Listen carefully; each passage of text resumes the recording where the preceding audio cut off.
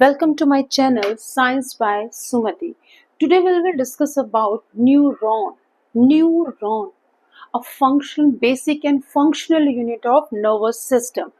अभी हम पढ़कर आए plant don't have nervous system and sense organs, but humans have nervous system, proper nervous system, brain, spinal cord, lots of neuron, millions of neuron from head to toe to transmit the signal, इतना quick signal without our imagination. Is that clear? To now discuss about nerve cell called neuron.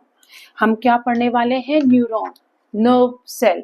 Introduction हमने पढ़ा the basic structural and functional unit of nervous system, brain and spinal chords.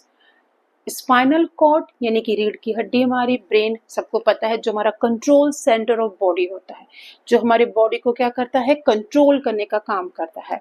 तो हम पढ़ने वाले हैं nerve cell यानी कि neuron.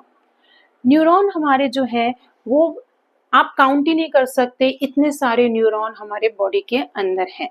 ठीक है, तो इंट्रोडक्शन हमने देखा, this is a structure of neuron, this is structure of two neuron synapse. अभी हम पढ़ेंगे स्ट्रक्चर में जो न्यूरॉन होते हैं, एक न्यूरॉन से दूसरा न्यूरॉन कनेक्ट होता है और कैसे सिग्नल को लेके जाता है.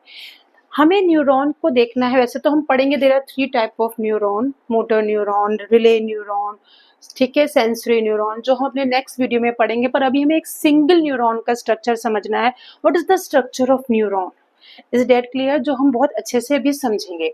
सबसे पहले हम देखेंगे बीच के अंदर न्यूरॉन में जो ये आपको हाईली ब्रांच्ड स्ट्रक्चर दिख रहा है, जो सिग्नल को कलेक्ट करेगा, जिसके अंदर यहाँ पे सेंसर्स लगे हुए हैं, इज कॉल्ड डेंड्राइट्स.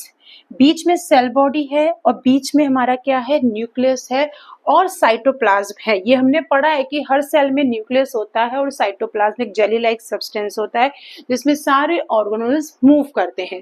तो बीच में सेल बॉडी है जिसको हम सोमा भी बोलते हैं, एक सेल बॉडी है जिसको हम सोमा बोल रहे हैं. बीच में एक न्यूक्लियस है जो सेलुलर ऑर्गेनेल है, integrate information from the dendrites, यहाँ से सिग्नल को कलेक्ट कर रहा है, decide whether to generate a nerve impulse, एक करंट जो हमारे पूरे बॉडी में दौड़ रहा है. कभी कभी हमारा हाथ ऐसे लग जाए तो हमें लगता है ना बॉडी में बहुत तेज करंट का फ्लो हुआ.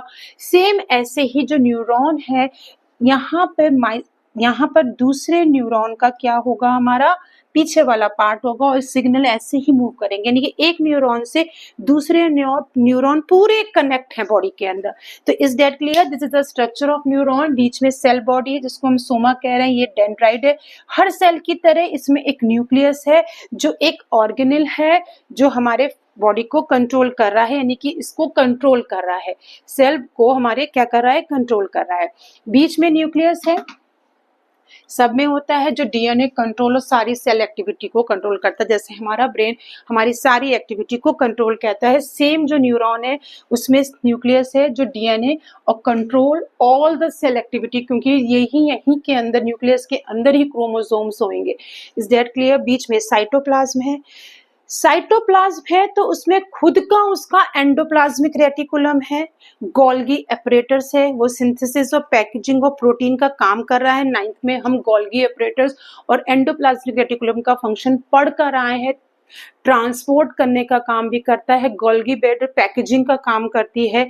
और यहाँ पर आप देख रहे हैं कि 2 न्यूरॉन हैं आपस में और सिग्नल को ट्रांसफर कर रहे हैं न्यूरोट्रांसमीटर की हेल्प से, जो एक फ्लूइड है जो एक से दूसरे उसमें चला जाएगा. यहाँ से सिग्नल कलेक्ट हुआ, सेल बॉडी में आया, वहां से एक लॉन्ग स्ट्रक्चर है जिसको हम एक्सॉन कह रहे हैं, यहाँ पूरा सिग्नल मूव करेगा. Conduct nerve impulse from the cell body to long cylindrical extension. यहाँ पे सेल बॉडी को एक एक्सटेंशन मिला है जो डेंड्राइट सिग्नल को कलेक्ट कर रहा है, सेल बॉडी में भेजकर एक लॉन्ग स्ट्रक्चर के अंदर सिग्नल को मूव करा रहा है. Axon lock, axon originated from the cell body, वो सेल बॉडी से ही ओरिजिनेट हो रहा है. Initiate the action of proteins वहां पे प्रोटीन को इंजेक्ट कर रहा है। इसमें माइसिलिन शीट है, चारों तरफ नोड्स ऑफ, यहाँ पर आपको ध्यान से देखेंगे, यहाँ पर आपको नोड्स, एक रुकाव मिल रहा है, हर एक एक्सॉन के बाद एक स्टॉप है जिसको हम नोड्स ऑफ रेनवियर बोलते हैं। और यहाँ पर जब आप एंड देख रहे हो तो वो एंड ऑफ द एक्सॉन है जिसको हम एक्सॉन टर्मिनल कह रहे हैं या सिनेप्टिक टर्मिनल कह रहे हैं। इसको अगर आप और डिटेल में देखेंगे तो ये सिनेप्टिक टर्मिनल है, जहां पर आप देखेंगे कि इसमें न्यूरोट्रांसमीटर एक फ्लूइड है जो यहाँ पे छोटे छोटे पोर से स्नैप यहाँ से रिलीज होकर ये दूसरे न्यूरॉन के डेंड्राइट जो है वो एक्सॉन एंडिक से न्यूरोट्रांसमीटर को कनेक्ट कर रहा है और सिग्नल को रिसीव कर रहा है, क्योंकि सारे न्यूरॉन एक दूसरे से क्या है, जुड़े हुए हैं और वो एक न्यूरॉन दूसरे न्यूरॉन से जुड़े होने से वो सिग्नल को कलेक्ट करने का काम करते हैं।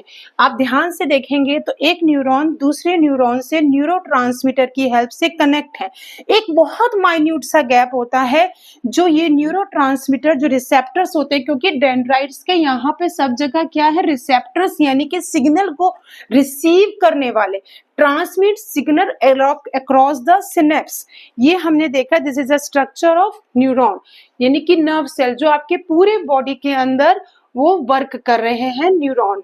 Lots of there are 3 type of neuron: motor neuron, sensory neuron और relaying neuron. There are 3 type of neuron. अगर आप ध्यान से देखेंगे तो ये एक न्यूरॉन, इसका डेंड्राइट और दूसरे का नर्व एंडिंग, ये दोनों एक दूसरे से कनेक्ट है और सिग्नल को लेकर ये जा रहे हैं, एक न्यूरॉन से दूसरे न्यूरॉन में सिग्नल को लेके जा रहे हैं। हम नेक्स्ट टर्न पे या नेक्स्ट वीडियो में हम देखेंगे how many type of neurons, और जो ये